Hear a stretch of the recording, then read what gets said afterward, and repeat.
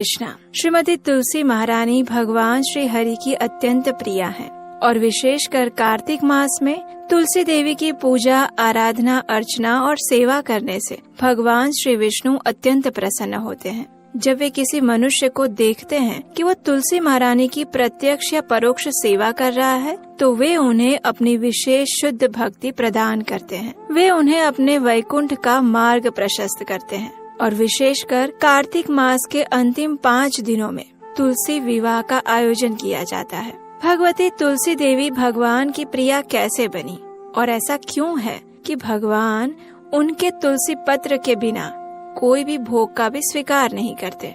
ये सब हम जानेंगे इसी तुलसी विवाह कथा की हमारी विशेष श्रृंखला में। तो चलिए आने वाले इस तुलसी विवाह के उपलक्ष्य में हम श्रवण करते हैं तुलसी विवाह से जुड़ी हुई पौराणिक कथा का और हमारी इसी कथा श्रृंखला को आगे बढ़ाते हुए श्रवण करते हैं आज के अध्याय का। जगद्धात्री नमस्तुभ्यं विष्णोश्च प्रियवल्लभे यतो ब्रह्मादयो देवः सृष्टि स्थिति अंतकारिणः।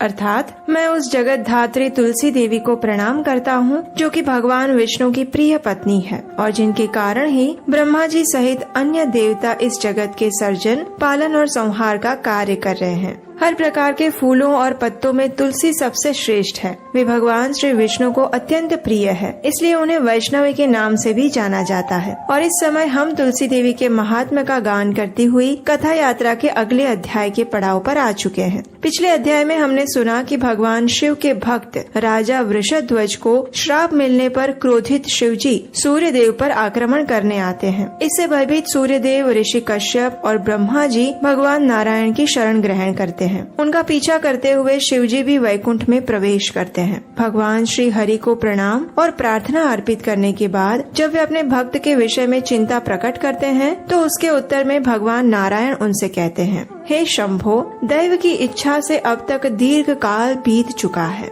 यद्यपि वैकुंठ में अभी आधी घड़ी का ही समय बीता है, लेकिन पृथ्वी पर आपके द्वारा वर्णित संपूर्ण घटनाक्रम को हुए 21 युग समाप्त हो चुके हैं। आपके भक्त वृषध्वज को काल ने अपना ग्रास बना लिया है। इतना ही नहीं, उसका पुत्र रथध्वज भी अब अपना आयुष्य समाप्त करके पृथ्वी लोक से जा चुका है। इस समय पृथ्वी पर रथध्वज के 2 पुत्र हैं, जिनके नाम है धर्मध्वज और कुशध्वज। सूर्य देव के श्राप से आज भी वे श्रीहीन हैं। उनका राज्य भी उनके हाथ में नहीं है। उनके जीवन का एकमात्र उद्देश्य देवी लक्ष्मी की उपासना ही है और इसलिए उनकी पत्नियों के गर्भ से लक्ष्मी देवी अपनी एक कला से जब उनकी पुत्री रूप में प्रकट होंगी, तभी उनका राज्य, संपत्ति और श्री उन्हें पुनः प्राप्त हो पाएंगी। अतः हे महादेव, अब आप अपनी चिंता का त्याग करें और अपने धाम में पुनः लौट जाएं। भगवान के ये वचन सुनकर शिव जी का मन शांत हुआ और वे वापस अपने कैलाश धाम में आ गए। ब्रह्मा जी, सूर्य देव और कश्यप ऋषि भी अपने अपने स्थान पर लौट आए।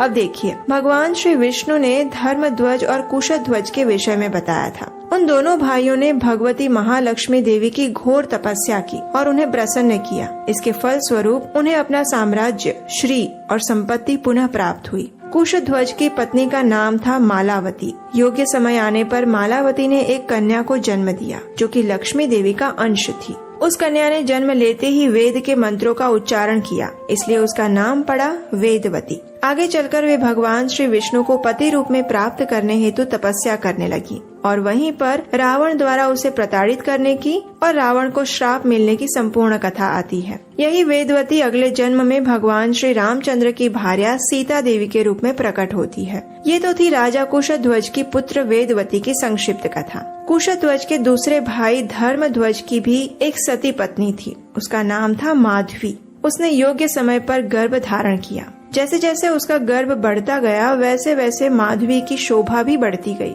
आखिर कार्तिक मास की पूर्णिमा के दिन माधवी ने एक अत्यंत सुंदर पुत्री को जन्म दिया। उस दिन शुभ योग, शुभ क्षण, शुभ लग्न और शुभ ग्रह का संयोग था। ऐसे पवित्र समय में शुक्रवार के दिन जन्मी ये बालिका लक्ष्मी देवी का अंश थी। उसका मुख कमल शरद पूर्णिमा के चंद्रमा के समान था। उसके नेत्र शरद कालीन प्रफुल्ल कमल के समान थे। अधर पके हुए बिंब फल जैसे दिख रहे थे। वो कन्या किसी को भी मंत्र मुग्ध करने वाली थी। उसके हाथ और पैर के तलवे लाल थे। वो सदा 16 वर्ष की किशोरी जान पड़ती थी। उसके शरीर की कांति चंपक पुष्प जैसी थी। वो इतनी सुंदर थी कि उसकी तुलना किसी अन्य के साथ करना असंभव था और इसीलिए विद्वानों ने उसका नाम रखा तुलसी।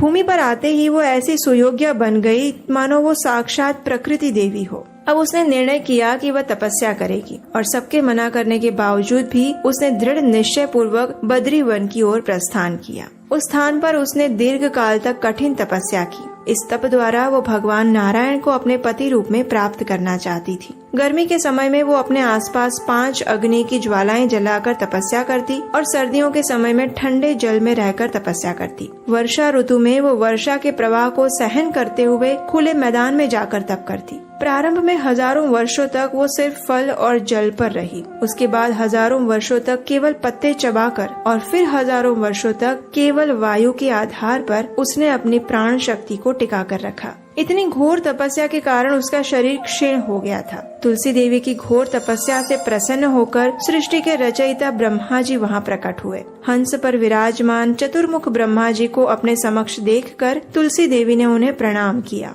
और फिर ब्रह्मा जी ने कहा, तुलसी, तुम मनोवांछित वर मांग सकती हो। अपने मन की इच्छा को निसंकोच होकर बताओ। भगवान श्री हरि की भक्ति, उनकी दासी बनना अथवा और कोई भी सिद्धि या ऐश्वर्य तुम्हें चाहिए तो वो तुम मुझसे मांग सकती हो। ब्रह्मा जी के वचन सुनकर तुलसी देवी ने कहा, हे तात पितामह, पूर्व जन्म में गोलोक वृंदावन में मैं तुलसी नाम की गोपी थी। उस समय मुझे भगवान की संगिनी, उनकी दासी और उनकी सखी बनने का सौभाग्य प्राप्त हुआ था। लेकिन एक दिन मेरे दुर्भाग्य के कारण श्रीमती राधिका द्वारा मुझे पृथ्वी पर आने का श्राप मिला और उसी के फल स्वरूप मुझे इस मानव योनि में पृथ्वी पर आना पड़ा है। भगवान गोविंद ने उस समय मुझसे कहा था कि हे देवी, तुम भारतवर्ष में रहकर तपस्या करना। जब ब्रह्मा जी तुम्हें वरदान देने आएंगे तब मेरे चतुर्भुज स्वरूप श्री विष्णु को तुम पति रूप में प्राप्त कर पाओगी। भगवान के इन वचनों को मैंने शिरोधार्य किया और फिर मैंने अपना उस दिव्य देह त्याग करके इस भूतल में भौतिक देह प्राप्त किया।